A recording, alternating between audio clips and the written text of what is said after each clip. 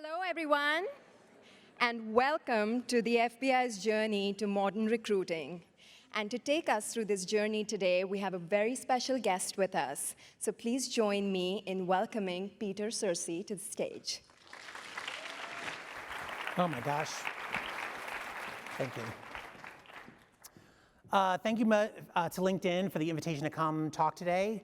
I was really excited to come and share the FBI's story. The FBI, of course, is an amazing place to work, singular mission, protect the American people, uphold the Constitution. That's it. Right away. You're either interested in that or you're not interested in that. And so, right? What I want to do today is talk a little bit about everything we've done over the last 3 years, since 2016 till now. We really made a million changes. We thought we had one problem and we found a million others, just like everybody in HR all the time. So I started out originally not in HR. I wound my way there across time. I think like a lot of people in the room, you start out in your organization someplace, you're a problem solver, you're drawn to people, you get super excited when you see people succeed and move on, you're very opinionated, you open your mouth a lot, and so they put you in HR. It's a tale as old as time. So I started out as a Japanese language analyst with the Bureau. That's how I started. Worked in foreign language operations for most of my career. We were at the position description of the job writing session next door earlier, and so we were writing a job about, we were doing a workshop about writing a job description, and so we picked the language analyst position. They're like, oh, I never thought the FBI needed language analysts. And I was like, yeah, that's the point. The FBI needs everything. It's not just special agents, it's everything. I want to, I have to do this too. Just to orient everybody, so the FBI has about 37,000 employees all across the country. About 14,000 are special agents, and the rest are everything else. Budget analysts, IT, computer science, HR specialists, intel analysts, procurement people, architects, nurses, doctors, everything. So my team has to hire all of those. What I really want to focus on today is the special agent position. It's the position that it's our bread and butter. It's the, as we say in the FBI, it's the tip of the spear going forward. And we really want to tell you about the journey that we went on over the last 3 years. This is a slide that we use. Don't focus on all the details, but I want you to tell you that hiring a special agent is very complicated. It's a very hard job. So it's not like on TV where it's all like great abs and super plucked eyebrows and everything is resolved in 60 minutes or less. We're not all flying across the country on planes to catch serial killers. It's hard. Like sometimes you're diving through dumpsters to get through trash, and sometimes you're interviewing people after horrendous situations like the Pulse nightclub shooting, right? So we have to make sure that the people that take that job, first of all, are in it for the right reasons, that they're physically fit, but that they're also psychologically capable of being in that job for an extended period of time. It's not an easy job. So all that's to say, it's a multi-stage process. It takes a lot of time. So go back 3 years to 2016. Director Comey at the time talked to my boss. My boss had just started, the head of HR, and he said, "We have a diversity crisis in the special agent ranks." And my boss is like, "Oh, that sounds bad." He's like, "It is bad. So what I need you to do is I need you, my boss, to fix it." And so my boss is like, "Okay, absolutely, done." And then he comes back to me and he says, well, what do we know? What does that mean? And my boss is a data guy. So what data do we have? What do we know? Well, the problem is we don't know much, but we do know that this is what the top line up at the chart, the one that's going all the way up to 50%, that's what the diversity of the nation looks like, what we call the relevant population, which is college educated between 23 and 37. That's what it takes to become a special agent. You have to have a college degree. You have to be within that age. So clearly, country's getting more diverse. We all know that, right? Ignore the other lines, but look at the bottom line, that green line right there. That is the special agent diversity ranks. So that defines the crisis right there, right? I think we weren't really sure why. We had heard that the standardized test that we were using had disparate impact on minorities, but we didn't really know that, but we'd heard that from a lot of senior executives. Right around that time, there was a lot of negative interaction between law enforcement and African American communities around the country. And so all the executives were like, is it the Ferguson effect? We're like, we don't even know what that is, or if it's a real thing, so we don't know. Is that why we're having this diversity issue? Is it a political thing after a very divided election? Are people not going into law enforcement? Are they not going into the federal government? Like, we didn't know any of that. Like, we're like, we don't know. All we know, it's a problem. And so I want to talk to you about sort of like the last 3 years again. What did we do? Okay, hang on.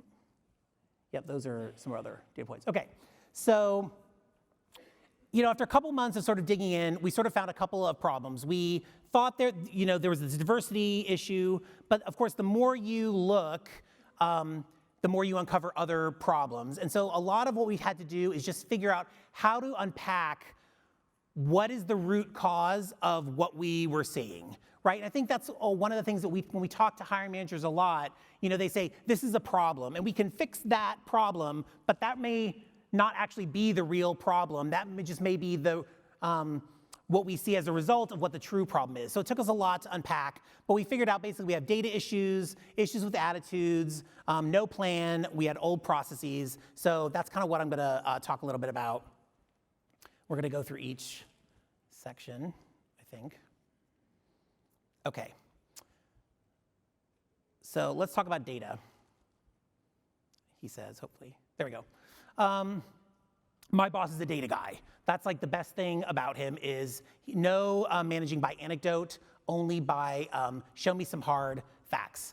So first thing he did, he said, we have these agent classes that come in from the FBI Academy. We have a new agent class, starting on Monday. He's like, great, diversity crisis. What is the diversity of the incoming class? Right, they're all getting ready to start on Monday.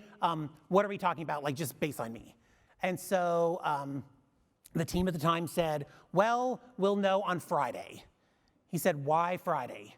He said, well, we take the class picture on Thursday, and then we'll be able to give you a copy of the class picture, and we'll be able to tell you how many women are in the class, how many minorities are in the class, and that's how we'll know. I am not making that up. He's like, well, that's a problem. So, yep. So we spent a lot of time trying to figure out what do we even have? So he stole a bunch of data people from other groups in the FBI. He's like, we have to build a better data shop. Of course, in our ATS, they always check a box, saying what their, gender and ethnicity are, but we just never pulled that into our data team. Our data team at the time was really focused on answering external queries from, congressional inquiries and DOJ, Department of Justice inquiries and things like that. So we really took that data team, stole a bunch of people from other parts of the Bureau, called in all the chips, like you do for big projects, and really focused that in on our applicant group to make sure that we could really start to understand, what are we really talking about? And here's where we found our other problem, which is everybody knew that we had enough candidates, but how many was enough? This is our special agent applicant volume over the last bit of time. And you can see for fiscal year 2016, we only had like 12,000 applicants. And it turns out that we actually need 16,000 to 20,000 people to hit apply now each year to fill the seats at Quantico each year.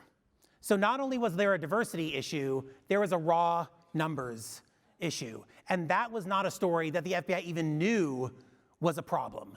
Because all the senior executives came in 20 years ago and in the past, there were tons of candidates, right? So everybody just assumed that that was still a part of our FBI story, is that we have plenty of candidates, we just need a different set.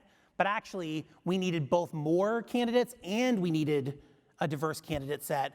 Otherwise, we might solve that diversity problem, but seats at Quantico would still go unfilled.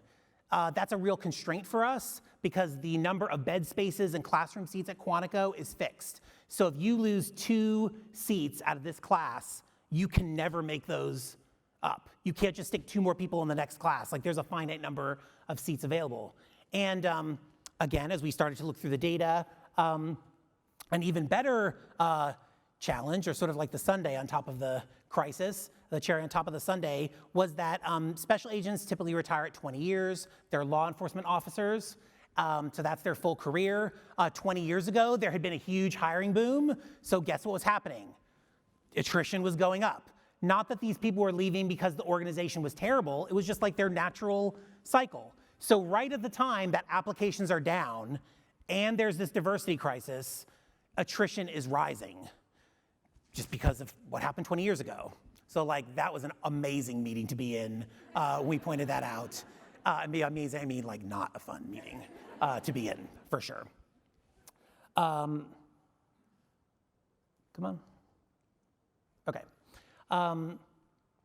So talked about that. We really talked about, okay, well, how are we going to do this? How are we going to solve the volume issue? How are we going to solve the diversity issue? What do we do first? Do we do them at the same time? We started to talk within the organization about the need for the diversity. Director Comey at the time had said that, in our organization, when the director tells you to do something, like you do it. Like you don't argue, like you do it.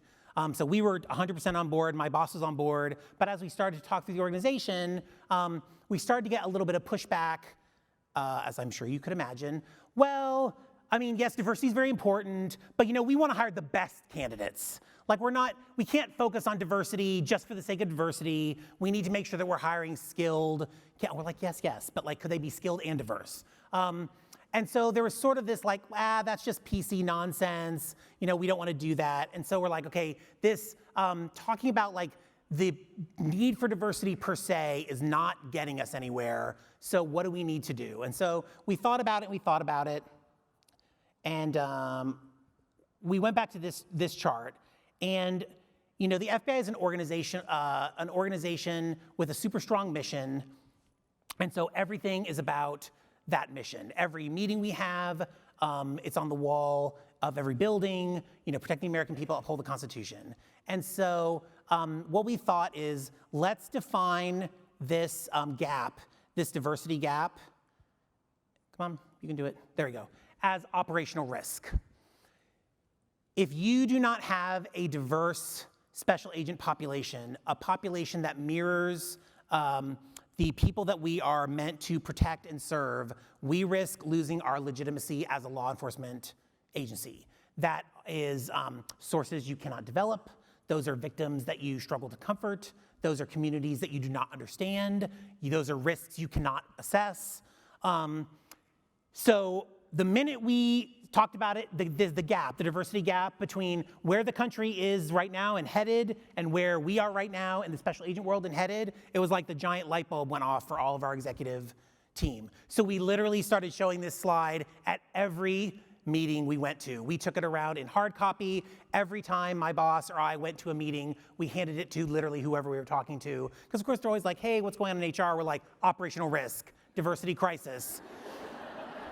But we're here to talk about what else. Doesn't matter. This is what we're going to talk about today.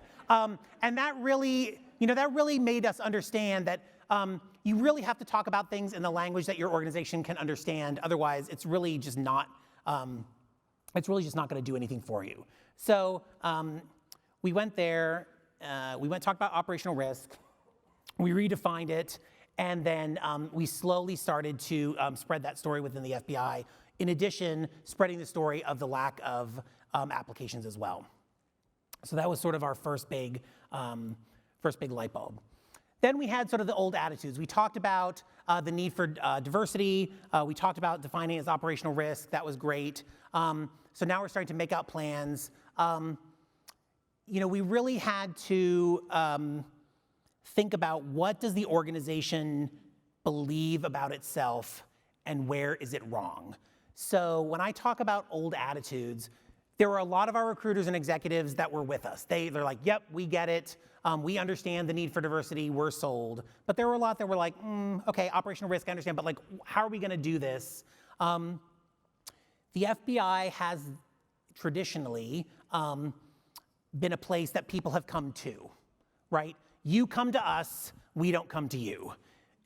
Because our managers think of that as a sign of your initiative and your desire to be there and your grit.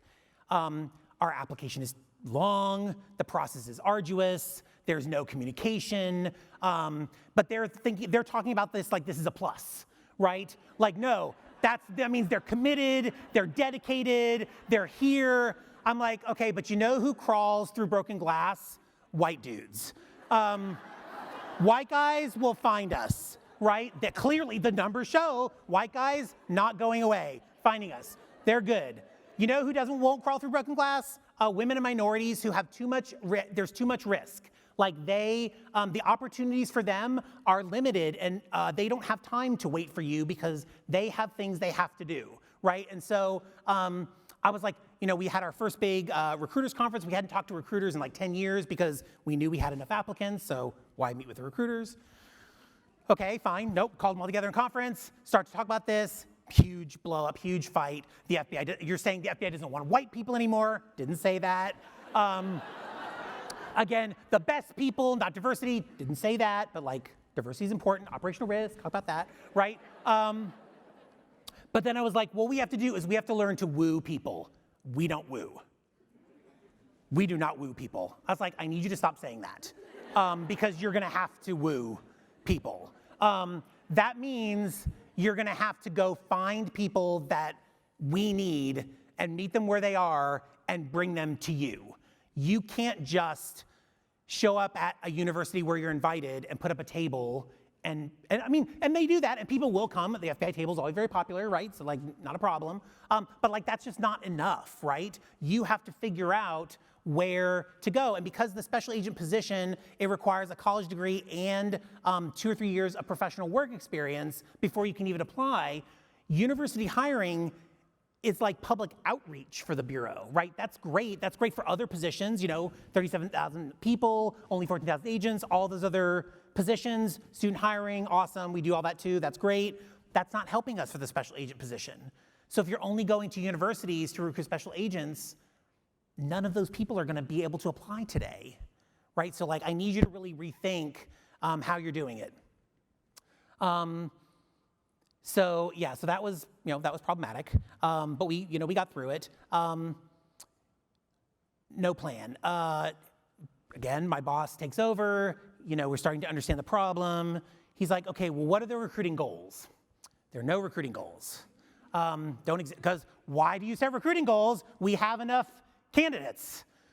If you have enough candidates, why? You just have to process the candidates and people come to us. We don't need recruiting goals because we have plenty of people coming to us. So like, once this thing that you understand about yourself, you find out is wrong, all these other things start falling apart behind it that you've sort of predicated everything on, right? So we said, okay, again, we called all the recruiters together. We said, okay, we're gonna set out a national recruiting plan. How are we gonna do that? So again, we had pulled together this data team. They had modeled out, based on the number of seats at Quantico, how long it takes to get to the background investigation, how many people fall out, of the background investigation, how many people fall out of the polygraph, the interview, the writing test, the meet and greet, the standardized test in phase 1, the medical exam, the physical fitness exam, the psychological exam. That's that big slide I showed you at the front. How many people do you need? We need 16,000, I think is what we said. 16,000, hit apply now. We took census data from around the country. We said, okay, New York, your wedge of the 16,000 pie is 500. Albuquerque, your wedge of the pie is, 150, whatever the case is. But basically we said, hey, based on your historic number of applicants, what percentage of the applicant pool have you traditionally, contributed? We also looked at what the demographics are in the area. So we gave certain minority targets to Albuquerque and El Paso. They might have a bigger Hispanic target than Utah or, Salt Lake City or Cleveland. They might have an African-American target. Detroit might have an Arab-American target, things like that. So basically we said, hey, here's your wedge of the pie. We're gonna say 40% applicants need to be minorities and 33% are gonna be women. So we were doing not great, but okay with minorities. We were like in the upper 30s. Women, we've been flat at like 19% for 10 years. So they were like, this is outrageous. We cannot possibly meet these goals. We're like, so this is where we fell on our sword. We're like, look, we're still not sure of the data. We might be wrong. We weren't wrong, but we might be wrong. So what we'll do is we'll set targets for 2 years, but there's no punishment. There's no like, you're gonna get in trouble. There's no, your SAC, your senior executive is gonna get dinged in their performance review. We're gonna take 2 years. We're gonna refine the data. Our models are gonna get better. We'll create dashboards. We'll help you along. We'll figure out where we're going, and we'll go from there. And that's what we did. And so for 2 years, we gave them targets with no, and we refined the models every year. And then this past third year for fiscal year 19 that just is finishing right now, this is the first year we said, okay, now that you've had a plan for, I think this is their 4th year with a plan, this is the year that if your senior executive does not meet the target or make substantial improvement over last year, right, because you can't hit, you can't get to here if you're starting from here, but if you can get to here, that's a big improvement. That this will be the first year that we'll put that in the performance plan. And by then, this is like the 4th year we've talked about it. Like, they're not as skittish because it took us, but we took that time to really make sure they understood, where we were going to go.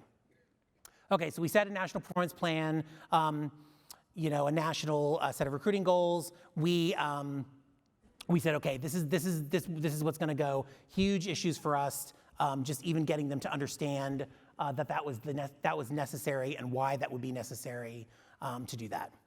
Biggest issue was like all our processes had not changed in a million years, right? So again, the more we went and looked at them, the more problems we found. So we talked about our standardized test, disparate impact, huge disparate impact, ugly. So we spent 2 years, we interviewed 2,000 agents, we did a whole new job analyses, we had a partner come in to do test development, create a whole new phase 1 standardized test process with no disparate impact on candidates. Took us like 2.5 years, huge effort, but like big win for us. We then said, okay, phase 2 is the interview and the writing exam. When was the last time we changed the interview questions? 10 years. How old is the writing assessment? 20 years. Like, okay, time to redo those. So we redid, like I gotta start somewhere, right? Okay, so baby steps, we redid the interview questions, we redid the writing assessment. Then we said, hey, special agents who are trained as test assessors to come in and do the interviews, grade the writing assessment. They had been refreshed like 3 years earlier, so we refreshed them again, trained them on the new test. We added unconscious bias training to that mandatory interview training, just so that they're making good decisions. They're aware of what decisions they're making. So that was really good. Old applications, super long, like standard government application, super complicated. You're asking all this information. We had this, we just weren't getting enough candidates. We've been doing advertising. We're like, okay, are people getting stuck? Like, what's the problem? We look, okay, so our IT people said, yeah, there are 40,000 people that have started an application and have never made it to complete. That's for one job, for the special agent job. Now, we want a lot. We want 16,000, like that's a lot. So we're like, okay, let's just email them and see why. So we emailed all of them, too long, too much information, we don't know. But you know what also happened? A bunch of them clearly forgot about it because we got like a huge bump of people that finished. We're like, okay, so then we started this whole process. We stripped the application down to studs. We said, what is the absolute minimum information we need to gather to get you to phase 1? So we said, let's make that super short. They'll go take phase 1. Then they pass phase 1. Now they're getting that like, oh man, I passed the FBI's first assessment for special agents. So there's a little more emotional investment. Then we'll send them phase 2. We'll get them to like fill out a little bit more information about like skills, the physical fitness test, things that we need to know, but like we don't need that before they go to phase 1, right? We just need their education, their work experience. That's the basic information. So split that up. And we also created all these automatic emails that go to candidates that are in draft. So like now, 24 hours after you start an application, you get an email saying, hey, thank you so much, that's amazing. 1 week later, 2 weeks later. So like all these parts of the process where people were getting stalled out, where they would start or they would get invited to take the next phase, but they wouldn't come back. We created this whole scheme where now we're emailing them on some periodic basis to say, hey, is there a question we can answer? Is there they stall out before they take the physical fitness exam? We have an app. Can we point you to the app? Can we point you to our physical fitness guidance? Can we point you to some YouTube videos about how to prepare for the PFT? Like, what can we do to help you move further along? So we did a lot of that. Also been very successful. Again, we talked about lack of communication with candidates. A lot of people were in the process, and then they would just sort of ghost us. Like they would be in the process and they would just, because the process takes so long, we would reach out to them and they would just like not hear anything.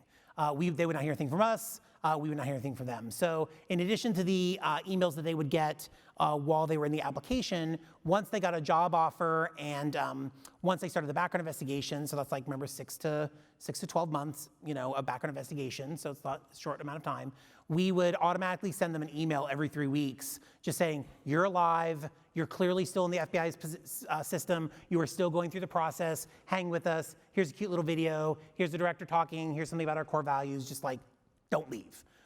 You're still alive.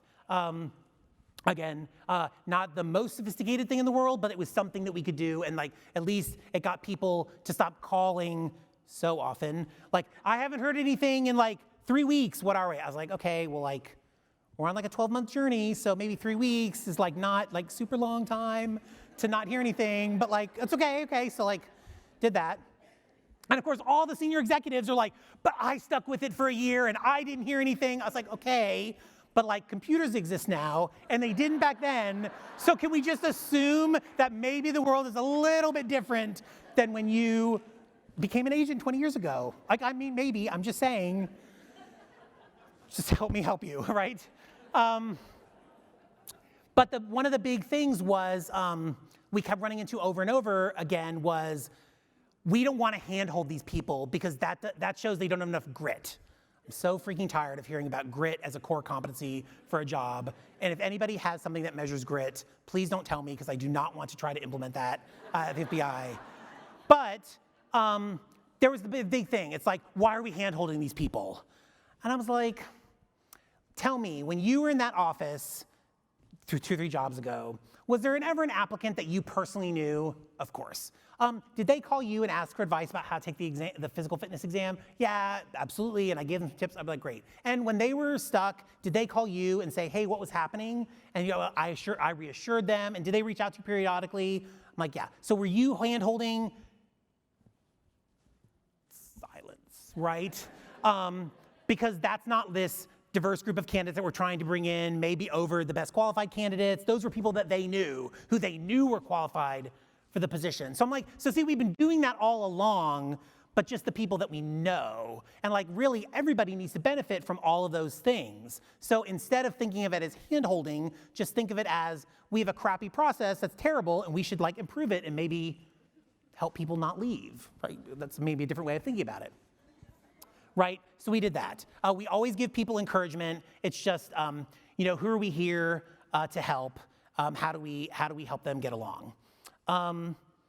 Another big issue is suspicion of social media. So like, obviously, in law enforcement, intel, a lot of bad things you can do with social media, to be fair, right? We were not on LinkedIn. We were not using Twitter. We had not done any of that. So, took a long time. We finally created @FBI Jobs on Twitter. We claimed our LinkedIn space on LinkedIn and put up stuff that we controlled. We did the first ever Facebook Live event where we had somebody talking to a female special agent about their role. And so slowly, you know, we've been able to do this, right? I even had recruiters that did not want to create a LinkedIn profile because they didn't want their picture out there. I'm like, that ship has sailed. Like, you're in front of thousands of people every year. Somebody has taken your picture with a phone. So now that I've crushed that dream of yours to maybe be undercover someday, I'm gonna need you to make a LinkedIn profile because this is how the world works, right?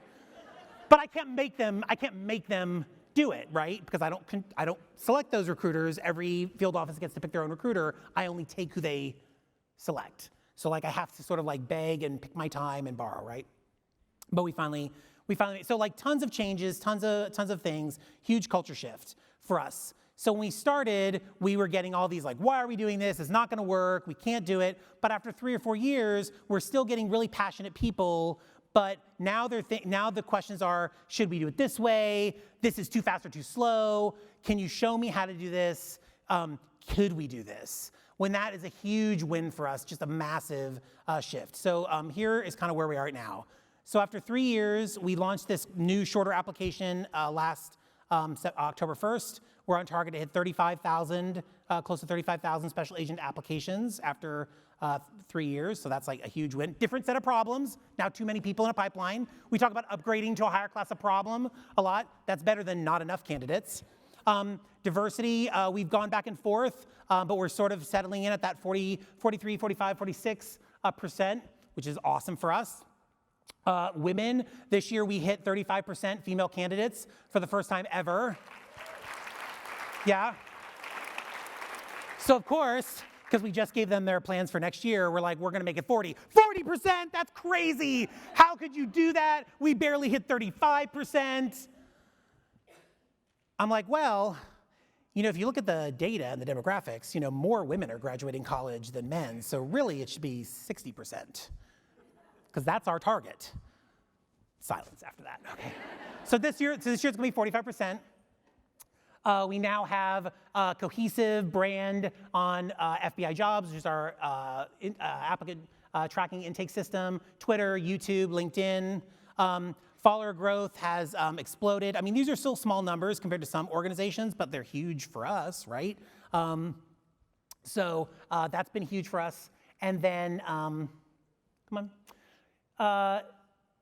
Trying to sum up everything together, this is what I wanted to leave you with, okay? You have to do everything you can to build a great team. That means if you have to steal people from the organization, do it. Call in every chit you have, everybody that owes you a favor, get them to come in, because you cannot do it if you do not have the right people on your team. You have to figure out how to tell the right story with your data. This idea of the diversity crisis was not really, it was true, but it was not resonating with our population until we redefined it in terms of mission risk, because operational risk is something our organization understands. So until we made that mindset shift, we didn't have any traction. You have to confront what you know and be ready to change it. Again, everybody knew we had enough candidates. Everybody knew that this was the situation, and that in fact wasn't true. And as we started to confront those things and bring data to the table, everything just fell apart. That was the ugly part of the transition. There was definitely a time where it was every meeting there were more and more and more problems. So we have this big hiring meeting once a month. It's my boss's favorite meeting every month, because we literally go through an 80-page slide deck of data, and it's chock full of data. It is the absolute nadir of my self-esteem every month, because there's nowhere to hide. All you can see is everything you failed to do. He's great about it. He's like, no, we just have to make new progress. But all I can see is didn't fix that, that didn't improve, that's not going anywhere, working my butt off, no traction there. So that's really hard. But you just gotta shake it off, keep going. Right, like I said, define what you're trying to do in the language your organization understands. We talked about the operational risk. You cannot cling to your own mistakes. So one of the things we tried, which was a disaster, is the people have to self-assess themselves on this physical fitness exam, because we had a lot of people getting through, and then when the time came to take the exam, they were like, well, I'm not in shape yet.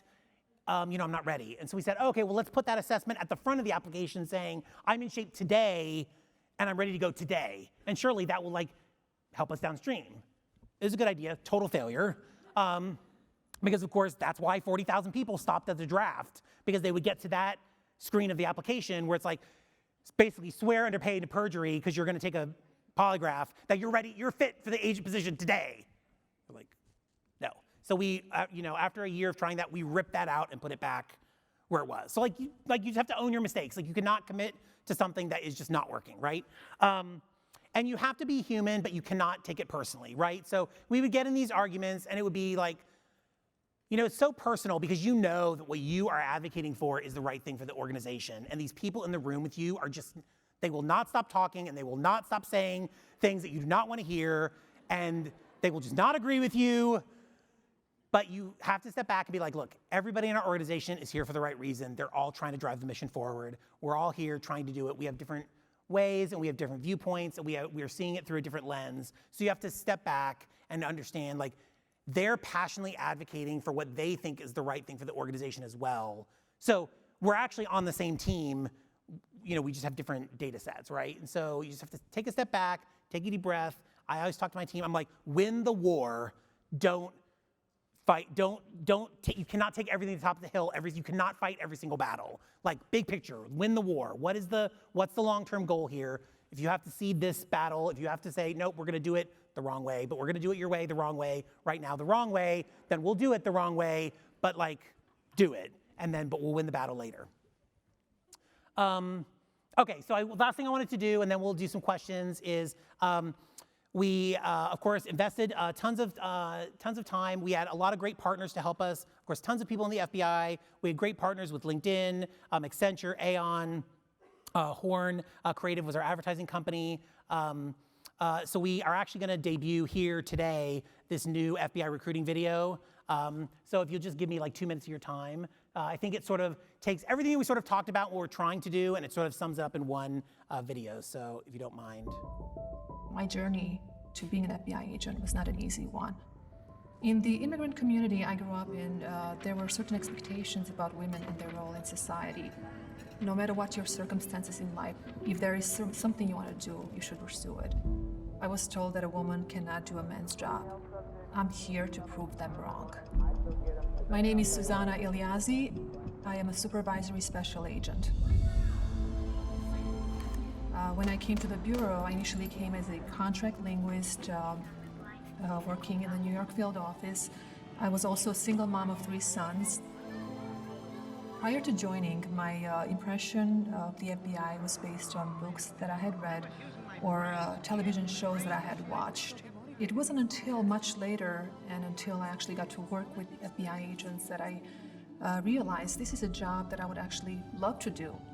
Every assignment I have, I get absorbed into it, and I want to do my best each and every time. Because again, the mission is great, and the people make it even better. While working as a contract linguist in New York, I experienced the tragic death of my sister, and I do not think I would have overcome the loss if it weren't for the FBI community being there for me, not only investing time to check on me, to see how I'm doing, but also offering to assist. Supervisors as well as special agents were helping me, mentoring me, and guiding me through the process. A critical part of serving the American people is to inspire the next generation. Agents, including myself, we go out there, we do talk to at-risk youth or children from challenging backgrounds, and we show them the FBI experience. We also try to inspire them that if you visualize yourself doing something and you work hard, you can make it happen. Do not allow being different to stall you from the path to success. Different is what the FBI wants, because the communities we serve are very diverse, and we have to reflect on that diversity. Diverse agents offer a fresh perspective, a different way of looking at things.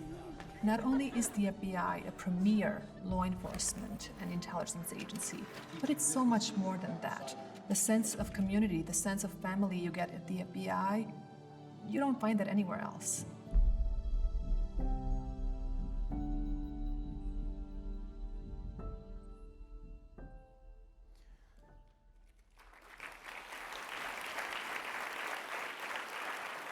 So we 100% could never have made that video 3 years ago. Just even, we would have that's not the image we want to do, it's too soft and fluffy, you can't show them doing yoga, that's just crazy. Everything about the change that we're trying to make, I think, is summed up in that video. Like everything we've been able to do, all the internal challenges we had, all the progress we've made, all the amazing people that really worked to help us get to this place where we can have an immigrant woman, not native speaker of English, naturalized US citizen, single mom, who is really an FBI agent today, like not an actor, for real. She is like the real thing. And we can say, hey, that's what the future of the Bureau looks like. We need people that look like that. If you can imagine yourself there, any part of you, then you can be an agent. Like you can do that, right? That's just been a huge gift, just an awesome privilege to work on, just like the best, just like absolutely the best. So anyway, I just wanted to thank you for your time today and tell a little bit about the FBI story, and thank you.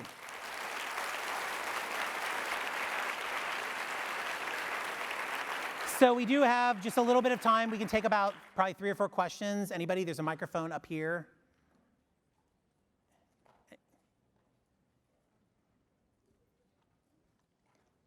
Hi there. Hey. I'm Stephanie.